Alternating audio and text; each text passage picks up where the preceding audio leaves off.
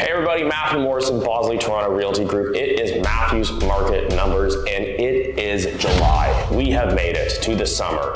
If you're a parent, you're probably dreading the fact that you have to be responsible for your kids for the next 2 months, but they're probably very excited. I know I love this summer. A little bit of golf and a little bit of historically a quieter time in Toronto real estate. Probably the quietest time of the year outside of the window around Christmas. But we aren't there yet. But what we have is the June data. So let's take a look back and see what we have on our hands and maybe if we can infer anything about what to expect in the coming summer months. I won't bury the lead. The thing that you are all most interested to discuss is the average sale price. And on both a month-over-month and a year-over-year basis, we have moderately decreased average sale price. And the two numbers are 0.3%, that's a decrease on a month-over-month basis, and 1.6%, that is a decrease on the year-over-year basis. Now, for me, that makes me think of the greatest New York Yankee batter and pitcher of all time, respectfully. Babe Ruth, of course, famously wore number 3.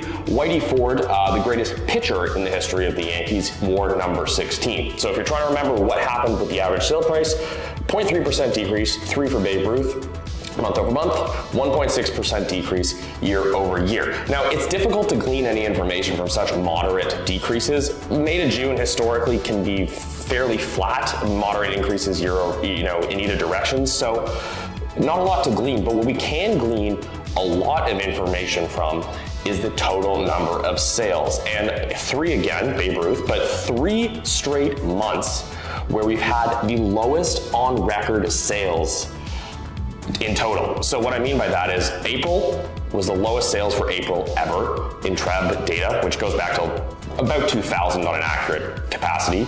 May, fewest sales ever in the month of May in the last 24 years. And June, for the third straight month, has recorded the fewest number of sales in the history of TREB data for that specific month.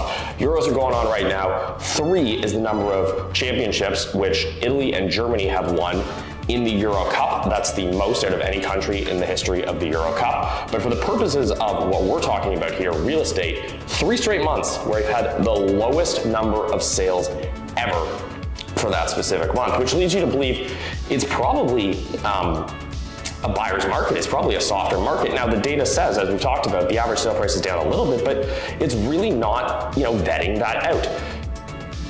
But if you're not having a lot of sales, you're probably having a lot of inventory. And we have a 67.4% increase on a year-over-year basis of active listings. In other words, the amount of listings which are available.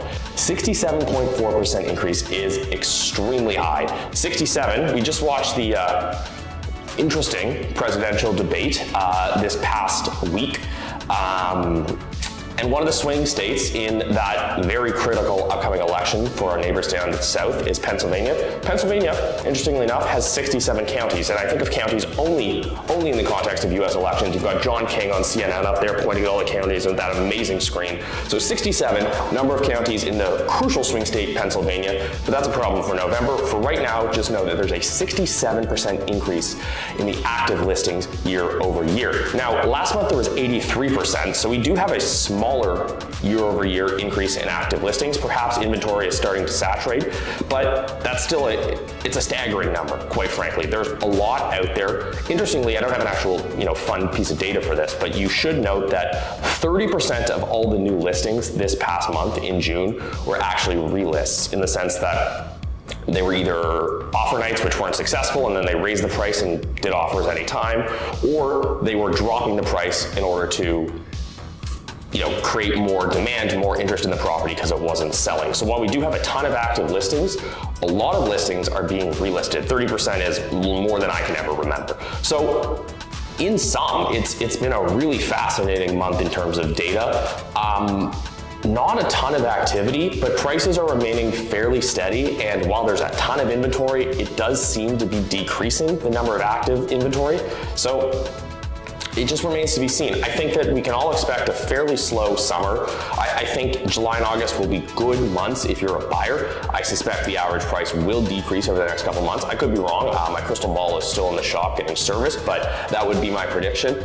And then I think, should we get another rate cut, late summer, early fall, even if we don't, historically speaking, the fall is a much more active market.